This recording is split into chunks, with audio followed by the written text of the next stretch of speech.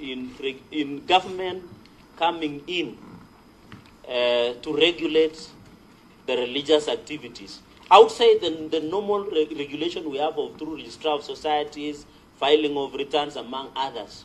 Would you want a situation, for example, Chair, would you want a situation that the DCI or the government will come and say, Pastor Ezekiel Odero, you are preaching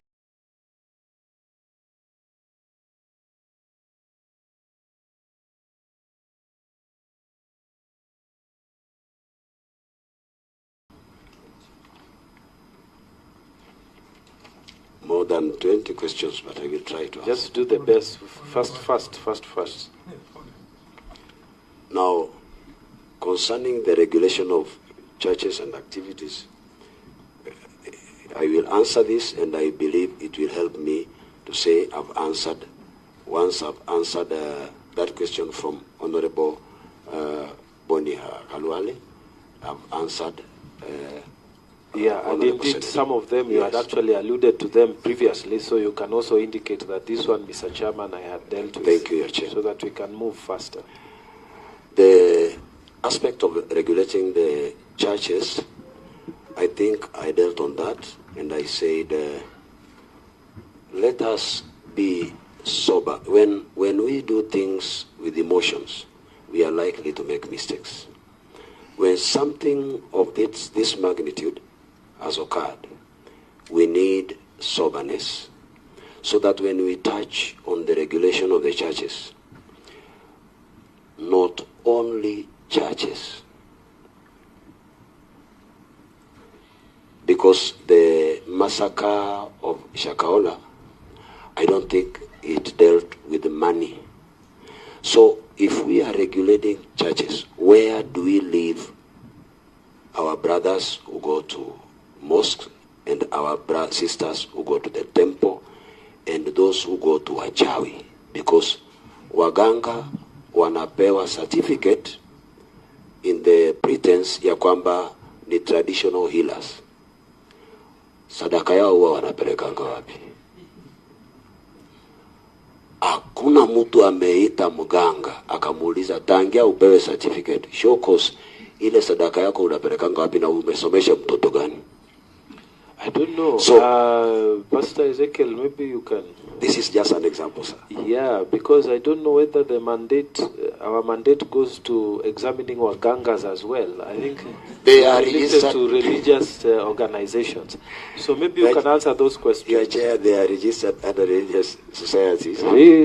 Yes. Societies Act. Yes. Okay. Let's go. We share the same certificates. Yeah, that's why I think.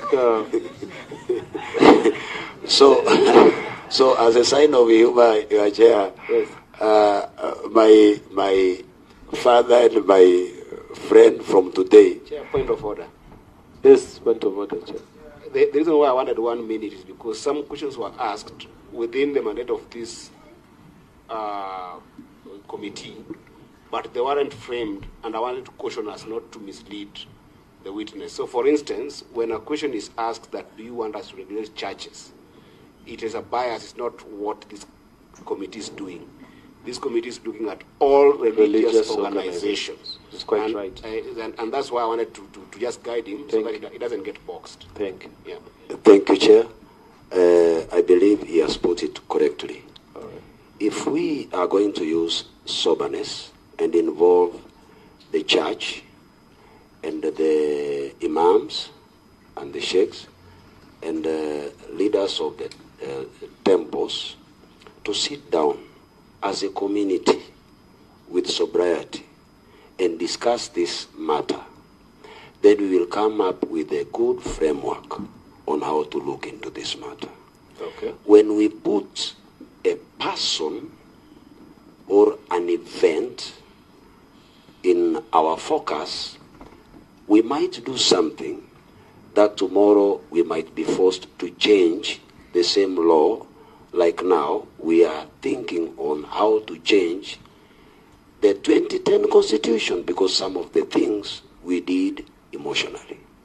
So it requires a lot of sobriety. I will never say do this or do that because currently, whatever we have gone through very bad and should never repeat itself.